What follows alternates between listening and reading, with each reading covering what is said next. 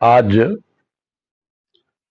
अद्वैत वेदांत सिद्धांत की प्रस्तावना के संबंध में कुछ ज्ञातव्य बातें।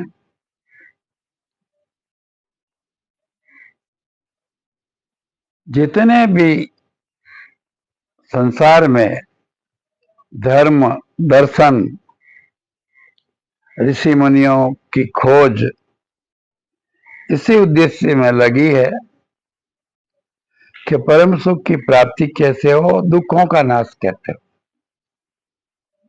जितने दर्शन है उन्होंने यही खोजा है कि दुखों का नाश कैसे हो।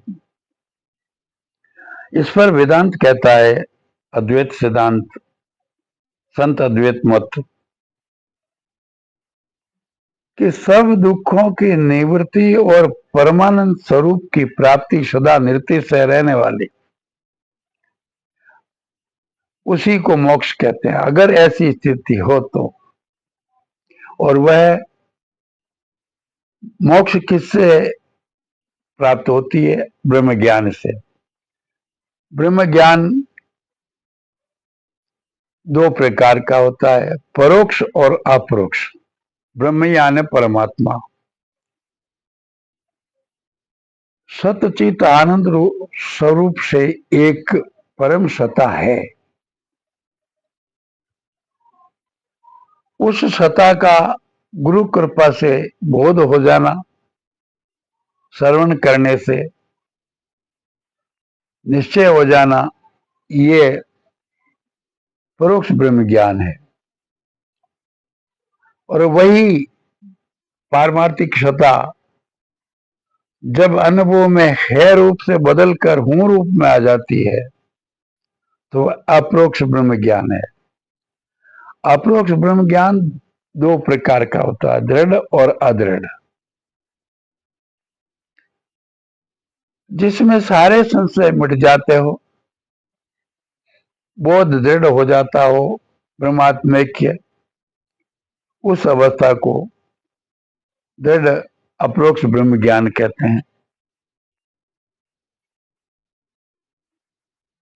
तीन वस्तु विचारणीय है, तीन पर विचार है, जगत, ब्रह्म और जीव। उनमें जीव और ब्रह्म ये चैतन्य सत्ता है, और जो जगत माया है, मिथ्या है, और ब्रह्म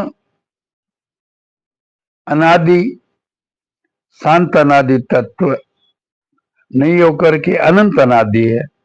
जीव शांत अनादि है। तो जीव का जब ये निश्चय हो जाए कि अपना निज स्वरूप, लक्ष्य स्वरूप है, वह सत्यचित आनंद स्वरूप ही है। जीव तो एक अज्ञान की ग्रंथि, आभास है उस चैतन्य का। तो ये जब दृढ़ निश्चय हो जाता है, संत कहते हैं, अर्ध श्लोकेन प्रवक्ष्यामि उत्तम ग्रंथ कोटि भी।